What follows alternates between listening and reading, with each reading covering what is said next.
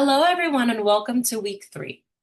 Over the past 2 weeks, we have explored the foundations of assessment and the psychometric principles that help ensure assessment tools are reliable and valid. This week, we shift our focus to something equally important: the ethical, legal, and cultural considerations involved in assessment practice. Assessment is not simply a technical process, it is also a professional responsibility that requires thoughtful decision making and awareness of the broader context in which clients live and experience the world. Let's begin with ethical considerations. As counselors, we are responsible for using assessment tools in ways that are consistent with professional ethical standards. This includes ensuring that we have the appropriate training and competence to administer and interpret specific assessments. It also means following standardized administration procedures so that results remain accurate and meaningful. Another key ethical responsibility involves confidentiality. Assessment results often contain sensitive information about a client's mental health, functioning, or personal history. Counselors must ensure that these results are stored securely and shared only with appropriate consent. Informed consent is also an important part of assessment process. Clients should understand the purpose of the assessment, how the results will be used, and who may have access to the information. In addition to ethical considerations, counselors must also be aware of legal responsibilities related to assessment. These responsibilities can vary depending on the professional setting and the populations being served. For example, certain settings may have specific guidelines regarding documentation, reporting requirements, or the use of particular assessment tools. Another important area we must consider is cultural responsiveness in assessment. Many widely used psychological assessments were originally developed using relatively narrow population samples.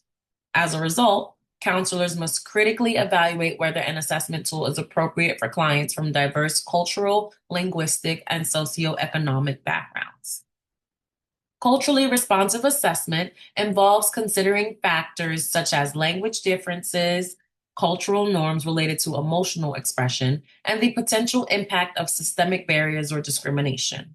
Without this awareness, there is a risk that assessment results could be misinterpreted or used in ways that unintentionally reinforce bias. Closely related to cultural considerations are developmental considerations. Counselors must ensure that assessment tools are appropriate for the client's age and developmental stage. For example, an instrument designed for adults may not be suitable for children or adolescents. And similarly, individuals with disabilities may require accommodations or modifications to ensure that the assessment process is fair and accessible. Ethical assessment practice requires more than simply administering a test and calculating a score.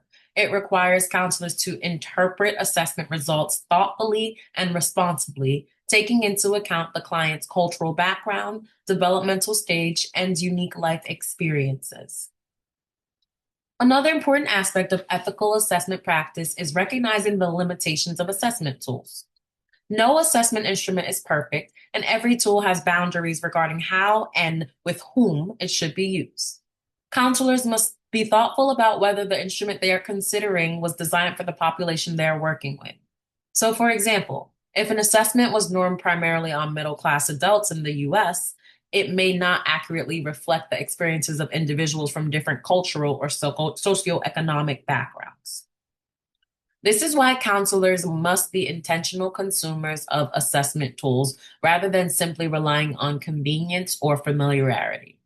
It may require reviewing test manuals, examining normative samples, and considering whether translation or cultural adaptation has occurred. Additionally, ethical assessment includes communicating results in ways that clients can understand. Scores and technical language can easily become confusing or overwhelming. Part of our role as counselors is to translate assessment findings into clear, supportive feedback that helps clients better understand themselves and their experiences rather than feeling reduced to a number or a label. As you move through this week's material, I encourage you to think about how ethical, legal, and cultural considerations influence the way we use assessment tools.